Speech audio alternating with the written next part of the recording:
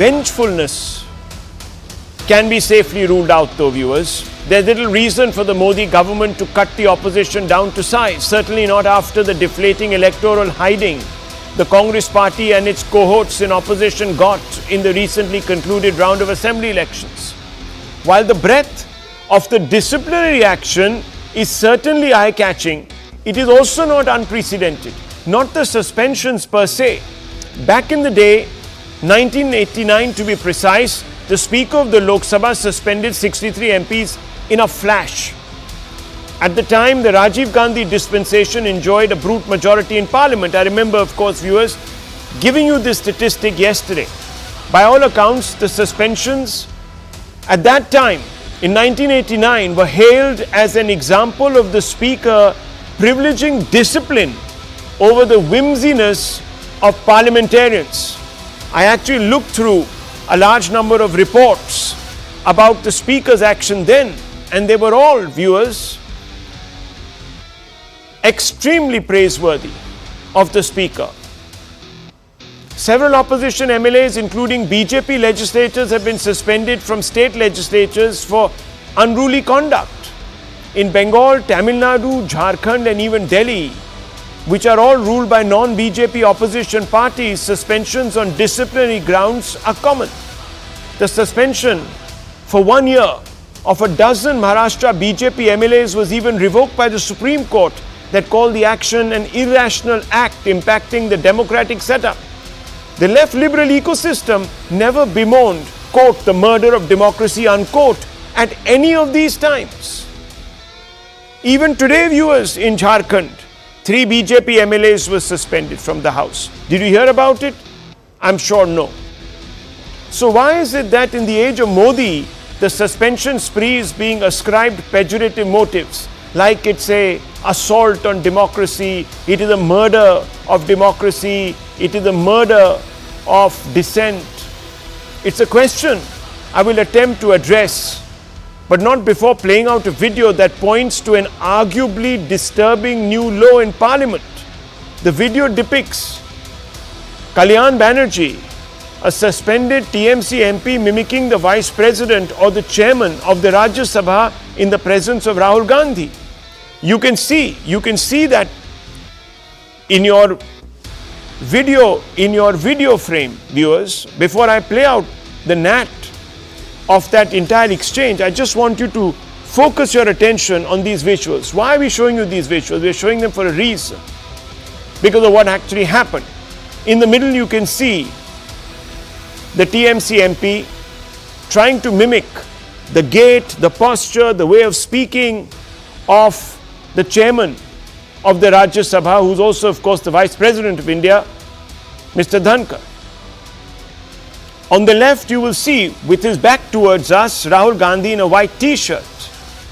He takes out his mobile phone and he begins filming this entire incident. To the right, of course, you see all the opposition MPs sitting there right at the doorstep of Parliament, blocking access to it. And you can see the door at the back. It's that dark space, and through there you enter Parliament. These people are all sort of camped out there on the steps. Now listen to this exchange. Listen to this, viewers. Mr. Rai, you are a lawyer. I'm a son. You are a lawyer. I'm a son. You see, Mr. Nariman is not a good lawyer. How many cases do you know? I've done it Supreme Court. I've done it Supreme Court. I've get. You must understand. My spine is so straight.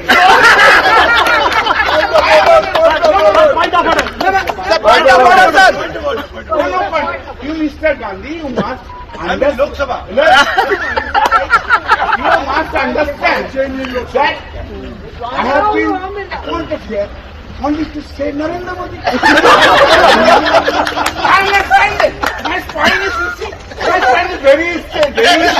I'm so tall.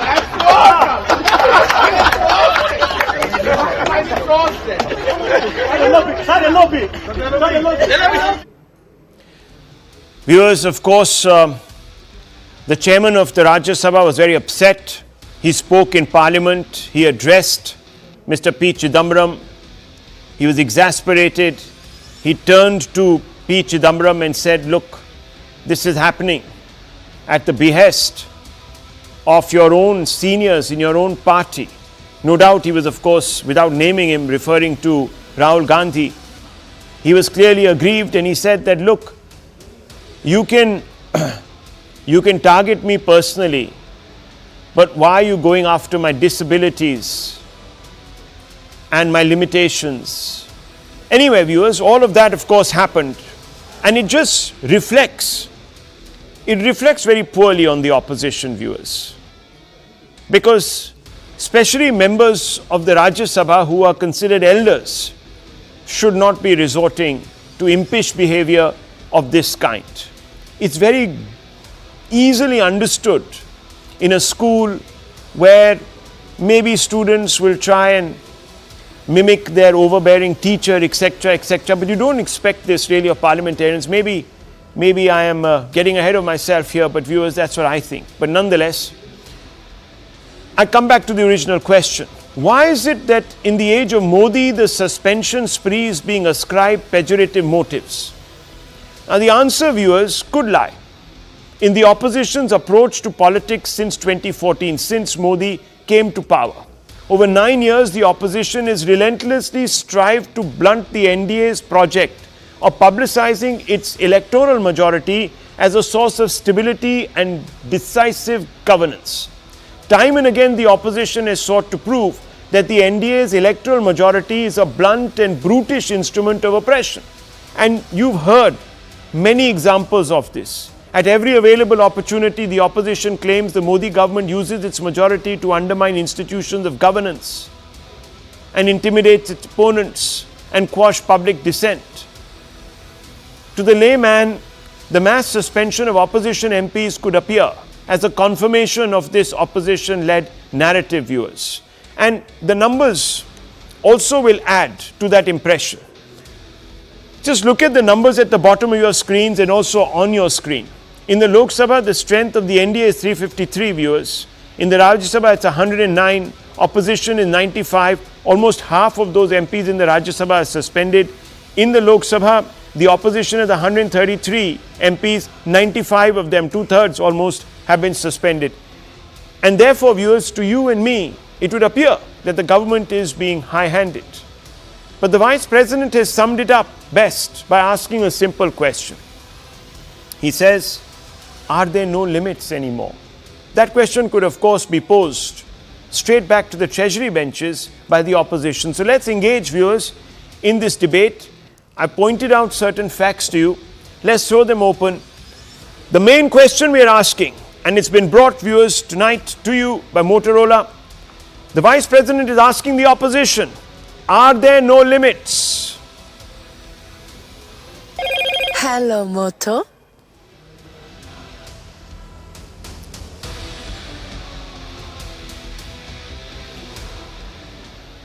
Is there just no institution, no individual sacrosanct anymore? Fundamental question. And let me begin with suspended MP who represents the Congress party, Mr. Hanumantaya. We also have with us Mr. Tehseen Poonawala, who speaks for the Congress party and opposition. We have BJP national spokesperson Tuhin Sinha. We have Mr. Rajagopalan, senior journalist, who has observed politics very closely for decades altogether. So this is it's an esteemed panel of people who usually take a very balanced view of things. And I want to begin with you, Mr. Hanumantaya. Do you believe the actions of Mr. Kalyan Banerjee today and also of Rahul Gandhi, so the BJP claims, in filming this disrespect and ungracious behavior towards the Vice President? Do you think this was ideal? Do you think this is in consonance with the principles of India's democracy? I strongly feel that this kind of activity is not going to respect the constitution as well as the parliament. But when so many MPs were suspended, they were making a mock parliament inside the compound wall of the parliament building. So it was only a mock parliament. Even then, I don't substantiate that. I don't say it is very correct, what they have done is right. But on the other hand, you must also think what the government has done to take this position by the suspended MPs. Why they have been suspended? The reason should be known to the public for the first incident. That we have just demanded for an explanation from the Home Minister for the breach of security inside the Parliament. I expect the Home Minister, he has to come suo motu, make a statement inside the Parliament. That is the foremost responsibility of the Home Minister according to me. He has not done it. Then the opposition, keeping everybody together, they demanded for an explanation inside the Parliament. What the government did? The government neither explained nor given a satisfactory reply to the opposition parties.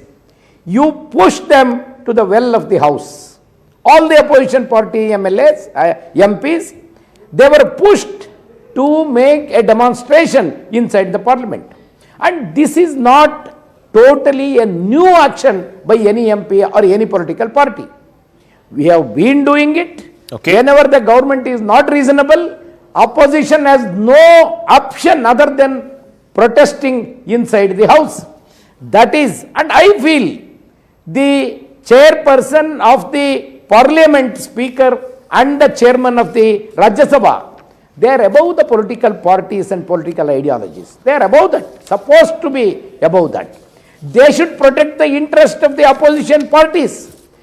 They should protect in such a way. They must also advise the government that demand of the opposition parties is not unreasonable. Not unreasonable. I appreciate. You must ask them. I appreciate then why the government? A principled stand in the very beginning. I appreciate that. That goes without saying. I don't think anyone mocking someone's disability should be excused. So I really appreciate you taking a principled stand right at the beginning. But I have a small quibble.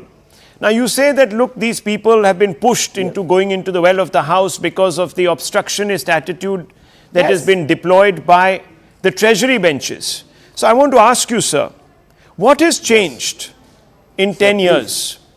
You see, I have in my hand a quote from Dr. Manmohan Singh when he was Prime Minister. And you will remember that the years that he was serving in Parliament as Prime Minister of India, when he was there, they were marked by a large number of disruptions by the BJP also. And at one point he says, we take great pride in our parliamentary democracy and the tradition of free debate, that it implies all right-thinking people should stand up and unitedly state that parliamentary institutions should be allowed to function. The opposition chose not to take advantage of the subtle institutional practices and insisted on disrupting parliament. This is negation of democracy. So how is it that at that time it was negation of democracy, this unruly behavior, and today it is an attempt at upholding democracy? Mr. Rahul, what is upholding of democracy? The healthy discussion and debate inside the parliament over the issues. Am I right? When such is a case, when the government is not ready to allow the opposition parties to have a debate on certain issues, what the opposition parties No, but that happened. Even the BJP disrupted the UPA era. Parliament. It is certain that, you were there. Listen to me. 1 minute. It is certain that our parliamentary democracy is our pride. There is no doubt about it. But the parliament democracy must run, must be in a healthy trend. Okay, so let me ask you. Otherwise, what will happen? Let me ask you. The goalposts. But sir, goalposts, you would agree. For the last 10 years, I am seeing. No, but you are a fair-minded person. The goalposts can't change. The BJP said that in the UPA era, the CNAG reports were not being tabled in the House, that there was a need therefore to register protests by storming the wells, etc., etc., and you took, and at least the Prime Minister then, Manmohan Singh, called this a negation of democracy. Today, sir, when the shoe is on the other foot, you are not willing to call it out as a negation of democracy. I would think that a large number of viewers will see this as double standards. But nonetheless, let me also ask you a third question. Do you know, sir, Biranchi Narayan, Bhanu Pratap Sahi and JP Patel? Do you know these three individuals at all? Have you heard of them? I heard of them, but I don't know personally. Okay, so they are MLAs in the Jharkhand Assembly of the BJP. And you know that the Soren Yes. government there, the government there Yeah. is supported by, Soren government. the Soren government there is supported by the Congress party. Congress. Now these three individuals were marshalled out, for disrupting, quote unquote, creating disturbances and disrupting the house. Was this also, sir, arbitrary behavior, the murder of democracy today in Jharkhand? I wanted to just enlighten on this point. The situation arised out of that house. The speaker must always, I expect, speaker and the chairman of the house, whoever, even in the assembly or in the parliament, they must be above the politics. And they must protect the opposition parties. There is no doubt about it. If the situation goes out of the control, then these kind of things will happen. But with regard to parliament is concerned, Sir. do you think, I wanted just everybody to tell this, to answer this question, are we wrong in asking an explanation from the Home No one Minister is when wrong. It's the highest body means of that this you're country adopting. is That's what breached? has got you into trouble. That's what is being said. Now let me bring in Tuhin Sinha. Then, no. Let's On make the it the other hand, BJP Congress. when the government is not coming forward, to do that, what else is the Okay, let me bring in the opposition BJP. parties and the MPs remaining to go? So remaining to do? Shall they not go to the well of the house and protest? Sir, let me bring in the Is it BJP. wrong My that they have job, to go viewers, to the is well to and show protest? to you how suspensions are de rigueur. They're happening all over. Just that, and disturbances are also happening across decades. But some people think that Yes. they were right, and now, or that government was right in disqualifying or not paying obeisance to the opposition. And today, the government, by not paying obeisance to the opposition, is being dictatorial. So, viewers, I've shown you those examples, but I want to get the BJP into this picture and respond to Mr. Hanumantaya. Now, Mr. Tuhin Sinha, you've heard the charges. How do you respond to the three charges that Mr. Hanumantaya has made this evening? Well, good evening, Rahul. You know, the despicable lampoonery enacted by Kalyan Banerjee, the TMC, suspended MP, where Rahul Gandhi willingly turned out to be a cheerleader, validates the decision of the Lok Sabha Speaker to suspend these MPs. You know, this is not an isolated case. For the last 5 years, or probably more than that, the opposition has been coming into parliament with a my way or the highway approach. I would take you back to 5th January 2019, when the Rafale discussion was taking place, and, a lady defense minister was speaking. What was Rahul Gandhi and his team doing? Throwing paper planes, winking. This kind of behavior is not acceptable in parliament. We have been very patient for a very long time. Now, the point is, they are insisting on a statement by Honorable Home Minister. The preliminary statement has already been made by Honorable Defense Minister Rajnath Singh Ji. The Home Minister Amit Shah Ji has been very clear, very candid in saying that based upon the report of the Lok Sabha Speaker, he will, and once the investigation is over, he will make the statement. Secondly, the complicity of the disgruntled elements or so-called urban Naxals, 38-year-old job seekers who, attacked parliament, the complicity, the overt complicity with political parties in the opposition are clearly established. So where it is extremely fallacious to draw a parallel with, the 22, with what happened in 2001, which that attack was clearly sponsored by Pakistan. This attack is by disgruntled elements with overt proximity to the opposition. Finally, why are we so surprised? On 15th March 1989, 63 members of parliament of the Lok Sabha were suspended in one day. What was their fault? They wanted the tabling of the Thakkar Commission report, which apparently had indicted R.K. Dhawan, over the assassination of Indira Gandhi. Rajiv Gandhi clearly refused that. They protested and they were sacked or they were suspended. Now, the Congress has always been extremely callous on the issue of national security. Even we want a discussion to happen not only on this, but also on the arrest of 8 ISIS operators, which is a much bigger national security threat. But somewhere, the Congress and the India Alliance behavior is suspicious. They are bent upon subverting any discussion in Parliament, and that is what raises very serious questions over the intentions. Let me bring in Tehseen Poonawalla at this point and also Mr. R. Rajagopalan. Tehseen Poonawalla, it's a very simple, straightforward question I'm trying to pose here. When you disrupt the House, you do it for a larger cause.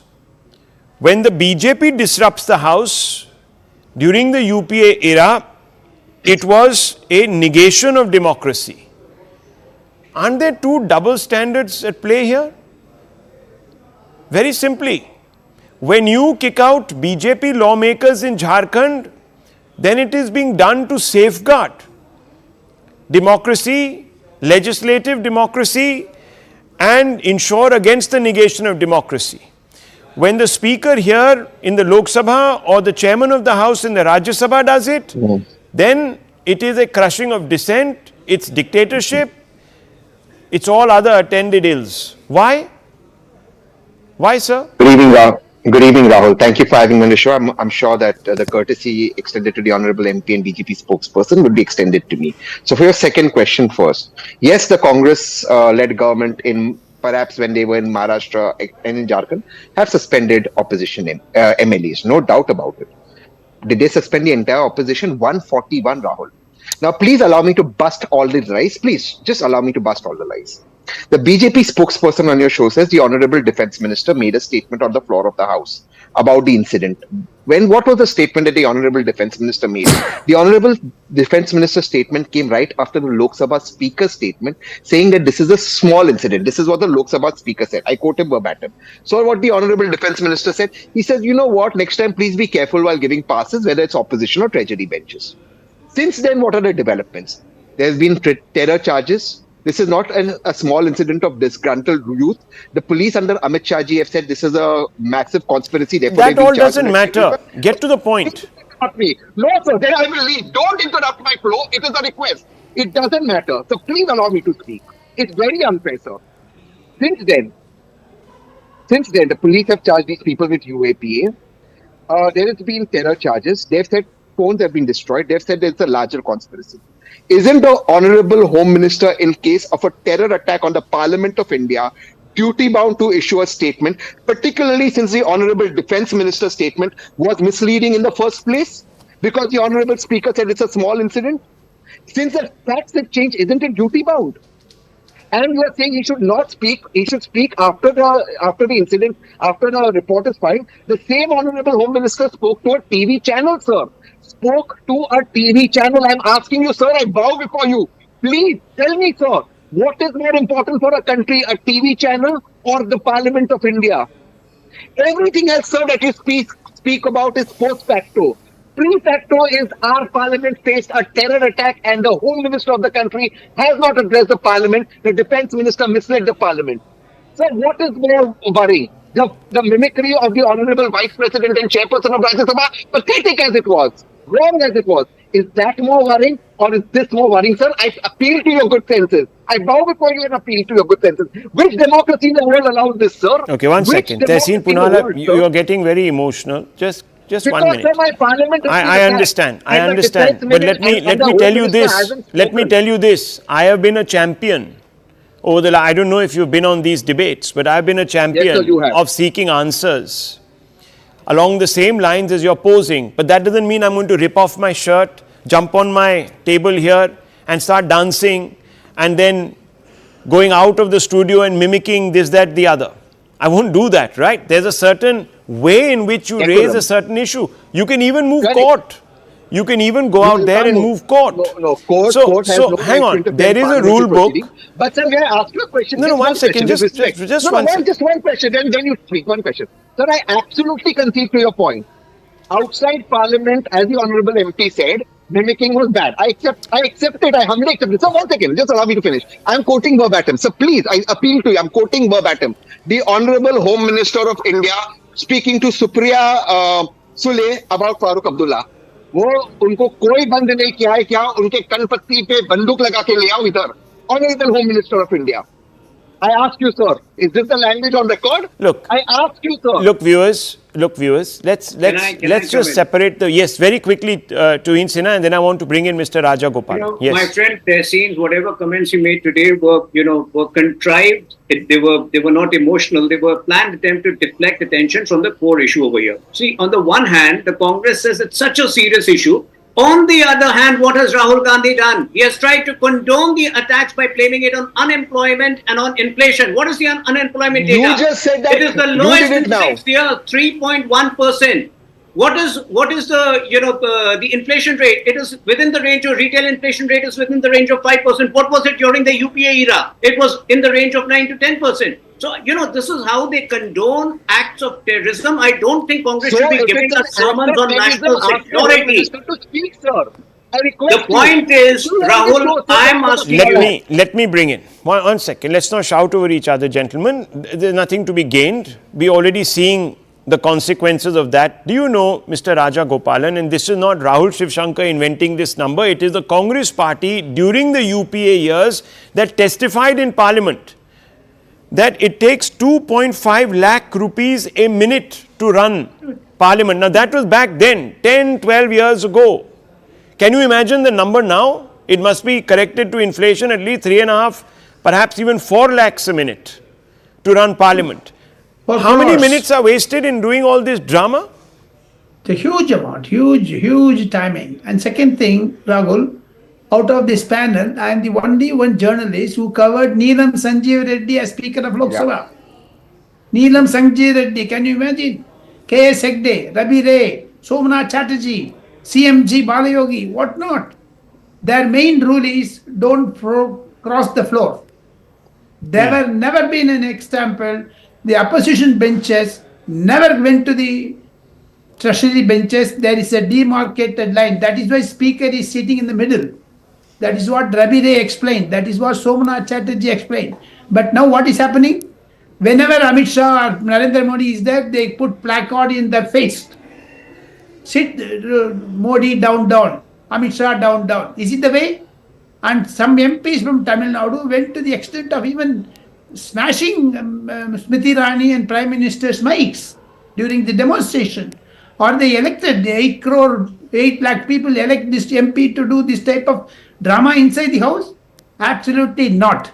What Mr. Kalyan Banerjee did is anti-democratic way, and he should be pulled up. That is what, I would like to urge upon. And the second thing, Rahul, whatever is happening, Mr. Somnath Chatterjee used to say, you cannot sit in other members' chair when you address the Speaker of Lok Sabha. You have to sit in your own chair. Such type of rigorous rules were in Lok Sabha. This haven't given go by. The reason is they cannot, including Mr. Rahul Gandhi, Sonia Gandhi, mother and the son, cannot just see Mr. Narendra Modi in the PM chair. That is the anger in their own stomach burning that is coming out in their anger. That is why Mr. Rahul Gandhi spoke that the person who jumped from the visitor gallery seeking employment. And today, what is that employment Rahul Gandhi has been doing? Taking a video for him of Mr. Kalyan Banerjee, a joker. This is what we have come to this. And I am very sorry, the Congress MP has been substantiating the events by the Congress. I am very sorry. Like Sachin, I am also losing my emotion because I covered the parliament for 42 years, not 1 or 2. What happened today is absolutely reprehensible. Let me tell you, viewers, Tehseen Poonawalla has been saying how his heart bleeds for the India's parliament and how it is a place where the people's voice is expressed. Now, the Congress party's leading light, Rahul Gandhi, who you can see on the right, viewers, let me just talk you through some of his statistics in Parliament. This is of the current Parliament, viewers, and this is a website called PRS India. needs no introduction. Now, viewers, you will not believe it, but 53% is the attendance, when the national average is 79% and the state average is 84%. Number of debates, 8. National average is 44.8 viewers. State average is 76. This is the scene, viewers, here. 53% attendance, that means every other day, almost he is not in the house when it is in session. This is Rahul Gandhi's record as a parliamentarian. Now, viewers, in the budget session, crucial budget session, 39% was his attendance. Monsoon session, again, 1 in 2 days, 56%. So, viewers, in the winter session, it's 0%. 0% viewers in the winter session of 2023, which is the ongoing session. Now, viewers, at that point you have to ask a question, that is this all being done to paint the BJP in a certain light? That's a fundamental question. That it is an undemocratic party. You first provoke, then when you are rejected, you claim, well, look, democracy is being smothered, you stand outside, you do all that tamasha outside. Viewers, the point is, at the end of the day, these politicians will keep going at it each other. But it is us who lose out. Our voices are not heard through our representatives, number one. And number two, viewers, our very hard-earned money that we submit in taxes is being wasted on a daily basis. The onus is today on Parliament and all these parliamentarians to decide whether they actually want to conform. In no other parliament, any other part of the world, viewers, do we see scenes like this. There are many democracies that are fully functional. You don't see this because there people have a certain degree of respect.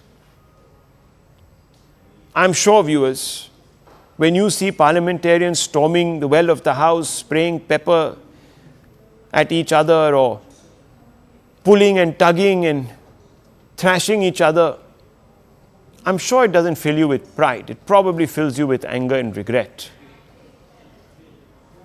I think, and let me be bold, the Speaker hasn't gone far enough. And there are many ways of tackling this in a more stern manner. Some people have even suggested docking money for every minute that House is disrupted. Perhaps that's what needs to be done.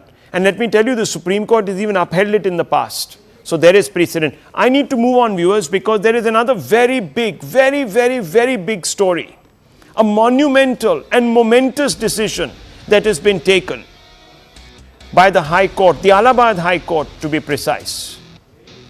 Viewers, 5 petitions were filed by the Masjid side, by the UP Sunni Central Waqf Board and the Gyanvapi Mosque Committee. In these petitions, these petitioners had held that a suit filed in 1991 over the Varanasi Mosque or the Gyanvapi Mosque is not maintainable because it is barred under the provisions of the Places of Worship Act 1991. Viewers, had their plea been heard and had their plea been accepted, the man in the middle of your screens, Vishnu Jain, who is representing Hindu petitioners, he would not be able to show his face today in public, viewers, because it would have constituted a massive setback for the Hindu side. But the reverse has happened. The High Court has accepted the arguments of the Hindu side, rejected the arguments of the Waqf Board and the Gyanvapi Mosque Committee, and have said that the pursuit of justice by the Hindu side in determining the character of this place of worship, whether it is a temple or a masjid, is legitimate, it's valid. And therefore, viewers, today, Therefore, today, viewers, it is a momentous day. Many people have been saying that the Places of Worship Act stands in the way, but the judge was very clear. He said that the Places of Worship Act only applies to those who are trying to convert a place of worship into something that it is not, i.e., a temple being converted to a mosque, or a mosque being converted to a temple, or a mosque being converted to a church, or vice versa. Here, the High Court was very clear. The Gyanvapi complex cannot have a dual religious character, and that the 1991 Places of Worship Act doesn't bar anyone from determining the character of a place of worship, i.e., whether it belongs to one denomination or the other denomination. And therefore, viewers, the High Court judge has set aside the pleas that were filed, the 5 pleas that were filed by the Waqf board and the Gyanvapi Mosque Committee, delivering a setback to the Muslim side, viewers, which means that the survey will go on here in Gyanvapi to determine whether this is actually a temple that was subsumed and on top of which a mosque was built by force by Aurangzeb's farman. And what better way, viewers, than a scientific archaeological study of the facts to determine the character of this place of worship. Viewers, this also has implications for the case in Mathura. Just recently, a court had ruled that the ASI could go ahead and conduct a court-monitored survey of Mathura, of the Eidgah mosque there, because that is also thought to have been built at the exact place where a temple stood marking the birthplace of Lord Krishna. This has far-reaching implications, viewers, and we need to discuss them in a cool manner, because, as the court says, this has consequences for community relations between Hindus and Muslims. And the speedy resolution of this entire issue is in the national interest. Viewers, a deadline has been set by the court to resolve this entire issue, which has been hanging fire for centuries. And we have with us the peerless JSI Deepak, senior advocate of the Supreme Court and author, and Adil Hassan, spokesperson of the AIMIM. And I want to first begin with Mr. Adil Hassan. Mr. Adil Hassan, there's now no doubt about it. The Hindu side is vindicated. It has a right to investigate the character of the structure that we are seeing, whether it was actually built by force on a temple or not. A scientific inquiry is being conducted. And I want to ask you now, sir, very simply, fundamental question.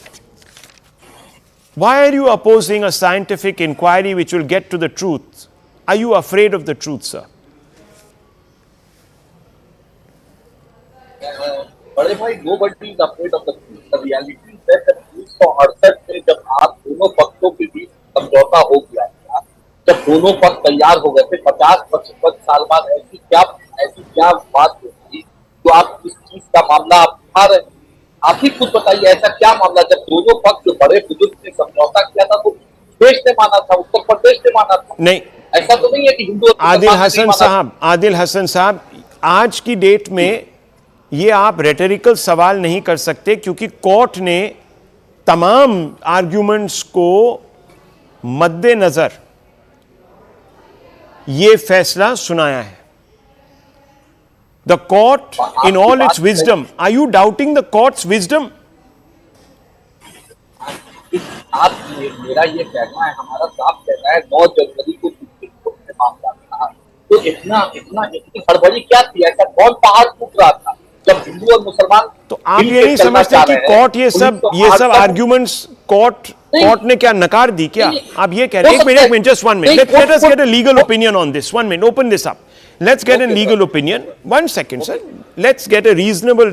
आप rhetorical बात करेंगे. JSI Deepak will talk facts. First of all, what is your takeaway, Mr. JSI Deepak, of what the court has ruled today? See, one of the things that people haven't actually made sense of is the basis of the filing of the suit with respect to the Gyanvapi mosque. And Vishnu, who's a good friend, has actually done his homework. He's read through the Places of Worship Act properly. And I think as is available under Section 4.3, to the best of my memory, of the Places of Worship Act. Because it basically says that if you're able to prove that any structure or any place of worship, so to speak, its antiquity is over 100 years, or it is treated as a heritage structure within the meaning of the 1958 Antiquities legislation or the archaeological legislation, then the provisions of the Act or the bar under the Places of Worship Act shall not apply. Okay, so that is the fundamental basis of the suit. Now, once you're able to establish, and you'll be able to establish only when you actually get a survey done, and therefore a survey is a precursor to the establishment of that fact under the provision of the Places of Worship Act. That's the first step. So there can't be an objection to the appointment of any advocate commissioner or any commission to undertake an archaeological survey of the area in question. That's point number one. Point number two, once you establish this, or even if there's a prima facie case established, then it is possible, rightly so under the legislation, to seek the right to worship for Hindus as well, or rather primarily for Hindus, because once you're able to establish that this was a place that has been claimed and we are trying to reclaim that place, so to speak, then the bar under the Places of Worship Act that you cannot change the character of the place, its religious character, so on and so forth, none of those bars would apply.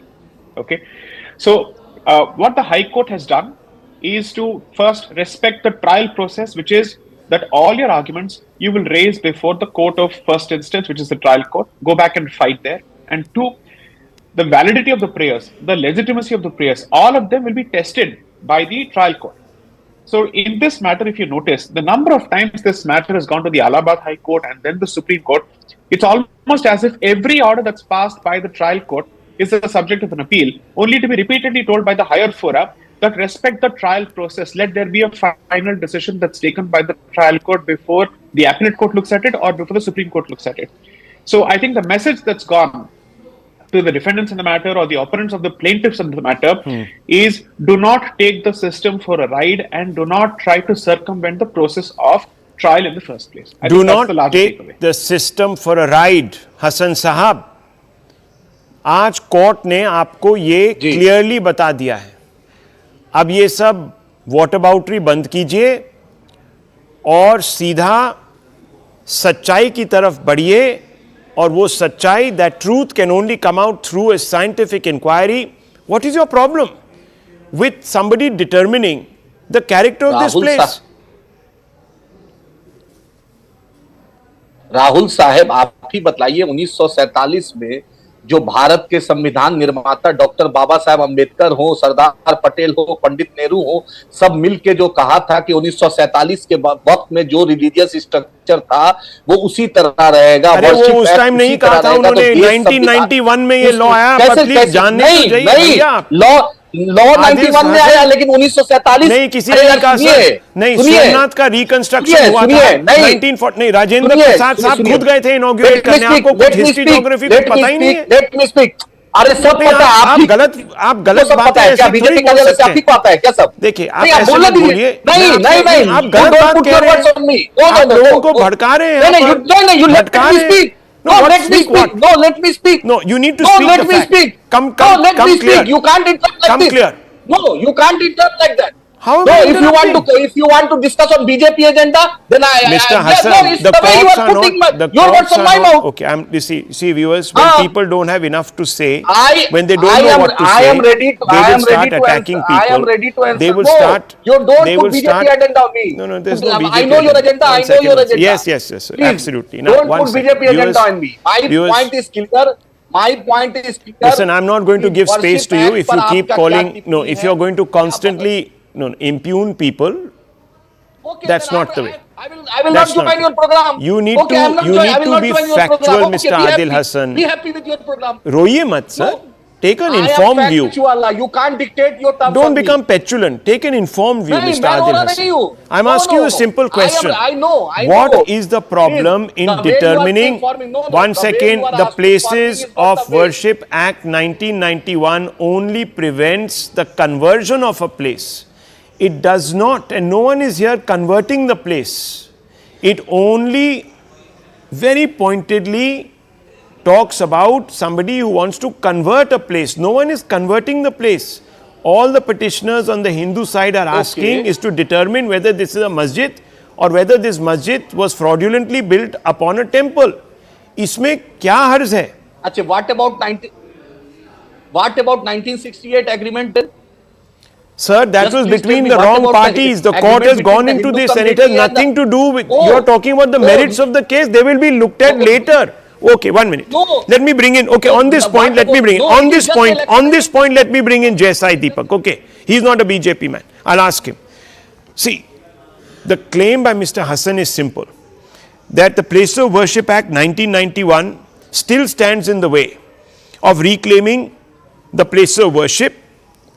Have the courts, in your opinion, done enough to resolve this, or is there more to be done? So, Rahul, I think the first opening line of your statement that the Places of Worship Act stands in the way of Hindus reclaiming their places of worship, I agree with the sentiment behind the question. However, allow me to say this, that a closer reading of the legislation would reveal that if submissions are satisfied, which is the condition under Section 4.3, if it is satisfied, then your ability to reclaim is certainly not barred by the Act itself. So the Act has a certain prescription or a certain prohibition or proscription, so to speak, and there is an exemption from the prohibition also. So there are two ways of looking at the legislation.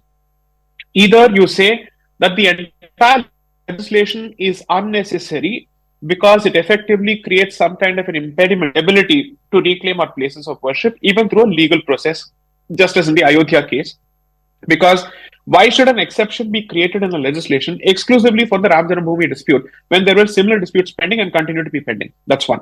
The other thing is, even as the legislation stands, what are the windows available within the legislation which facilitate and enable reclamation?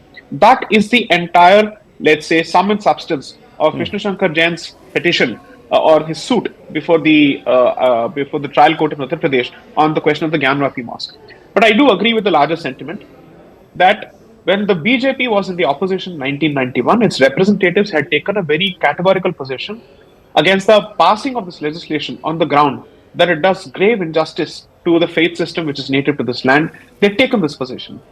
Now, after the filing of the petition in the Supreme Court challenging the Places of Worship Act, it is slightly baffling that no affidavit has been filed by the central government yet, to the best of my limited memory at this point, despite multiple opportunities being given to tender an affidavit or file an affidavit explaining the union's position with respect to the legislation, its legality, its constitutionality, its necessity, so on and so forth.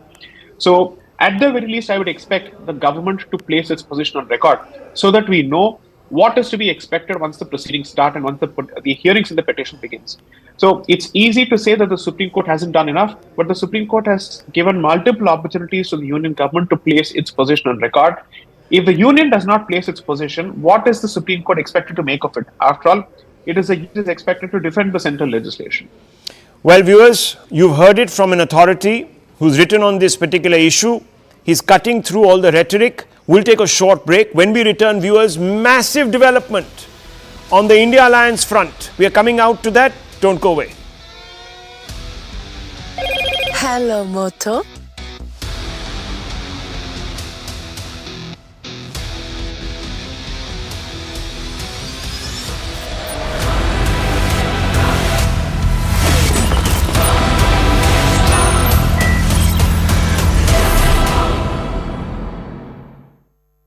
Co-powered by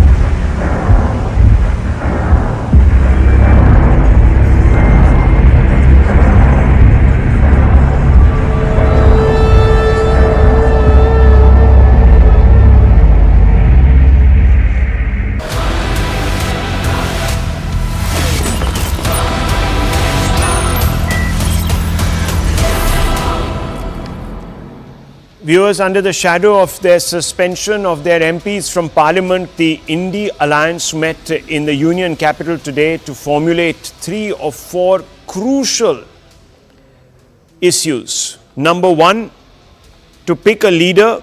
Number 2, to pick a convener. And number 3, to agree on seat sharing. There wasn't consensus on any of these issues, so the matters have been deferred to another meeting, though significantly, the Aam Aadmi Party and the TMC, led by Mamata Banerjee and Mr. Arvind Kejriwal, proposed Mr. Kharge's name as the prime ministerial face for the Indie Alliance. Obviously, if he is then chosen as the prime ministerial face, he will take on Narendra Modi of the Indie Alliance, and it will be really a presidential style face-off for 2024. But viewers, that decision did not in any way galvanize anyone to rubber stamp the suggestions. And Mr. Kharge himself appeared not too keen to lead the alliance. This is what he said. हमने पहले सभी लोग जीत के आना है, जीत के लिए क्या करना उसके बारे में हम सोचे, कौन प्राइम मिनिस्टर बनना ये बाद में की बात है. Let me go straight across to Shireen Elizabeth, who is covering this entire gathering.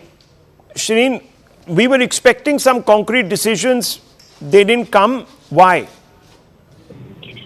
Well, clearly, in this meeting, it was more like sorting out the differences and disappointment, because after, of course, the seat sharing didn't work out in the assembly elections. There was, of course, war of words between Samajwadi Party and the Congress, with the left and the Congress. So clearly, this meeting, which went on for 3 hours, most of the time took to sort out the differences. There were also instances where both Mamata Banerjee and Arvind Kejriwal proposed the name of Mallikarjun Kharge, but clearly the Congress party is downplaying this entire incident, saying that this was just a proposal, and Mallikarjun Kharge has politely declined this, saying that the focus should be at the moment on fighting the election and winning the elections. Now, there has of course been a deadline that has been set for the seat sharing formula to be worked out. It will start from the state unit. The deadline is 31st of December. We'll have to see how much it will work out, because right now the state units in itself have been telling the Congress party that they are not willing to have any sort of seat sharing when it comes to the Aam Aadmi Party in Delhi or Punjab and with the TMC in West Bengal. So how much it will be possible for them to work out the seat sharing by 31st December is something that time will tell. Well, in additional good news for the Congress, of course, coming out from here is that the Samajwadi Party has agreed to a seat sharing pact with it in Uttar Pradesh. Now, whether that fructifies and what are the seats, of course, remains to be seen, viewers. A lot of work to be done on the India Alliance front. I'll hand it straight across to you, to Anand Narsiman for the right stand.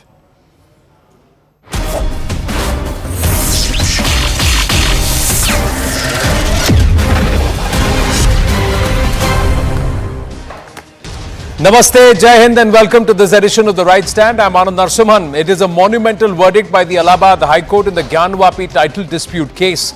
The Allahabad High Court turned down all the 5 petitions from the Muslim Paksh challenging the Hindus' plea to worship at the Gyanvapi Parisar. 2 petitions were against the maintainability of a 1991 civil suit filed by the Hindu worshippers, and 3 pleas were against the ASI survey order. The Allahabad High Court ruled that the Gyanvapi civil suits were not barred by the Places of Worship Act 1991 and said that the Gyanvapi compound can either have a Muslim character or a Hindu character, and directed the trial court to expeditiously decide the suit within 6 months. Let's try and decode this order further. And let's try and find out why the court said that the Places of Worship Act is actually not a hurdle. So Gyanvapi is not chained by the Places of Worship Act. Why? The Act clearly defines conversion and place of worship. Religious character has not been defined under